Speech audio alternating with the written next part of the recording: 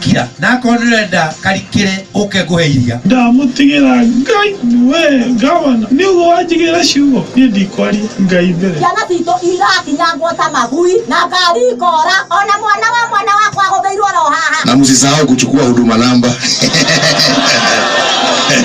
si ndio?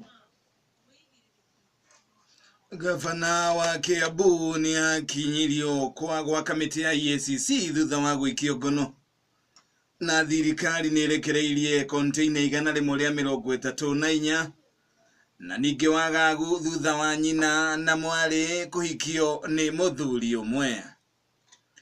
Hatire nganja iriho janene ya Gashie Kiambu ni Gashie Kiambu, janene ya Kigumo Murang'a ni Kigumo Murang'a, noyo nene ya mohoro radio-ini ciothe ni Kameme Kayuka Muingi.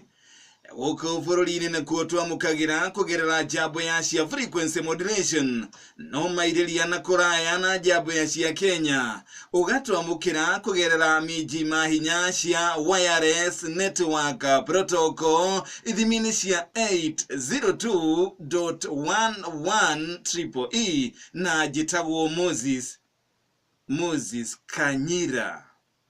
Gavana wa Kiambu Ferdinand Waititu kwa hida rĩrĩa arĩ wabici-inĩ cia kamĩtĩ ya kũrũa na ngukumio EACC na nĩ thutha wa gwĩkio ngono mũthĩ rũcinĩ.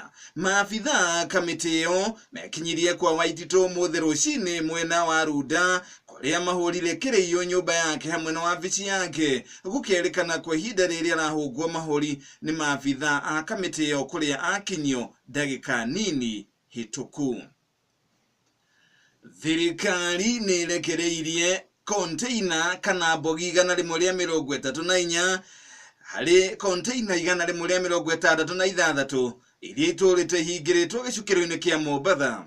Ona kuhana roguo container 32 itiramenyekana ene amu matire mareyumeria kuria thirikari yugĩte nĩ mambĩrĩirie gũcithuthuria.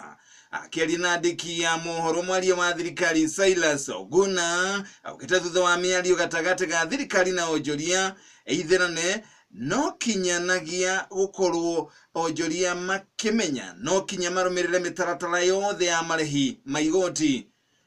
Ene container nĩo matarĩ marakũrana container icio 32 rĩrĩ thirikari yugĩte ndĩ kũguoyohio harĩ mbara ya kũhĩtana na indo iria itakinyanĩirie ikĩro.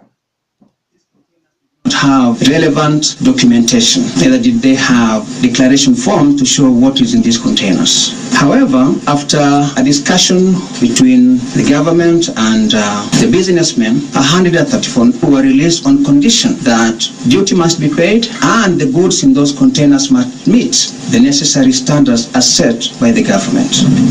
The 32 containers that are still held in Mombasa do not have proper documentation. Now, the crackdown was actually necessitated to ensure that duty is actually collected on all imported goods, but also to ensure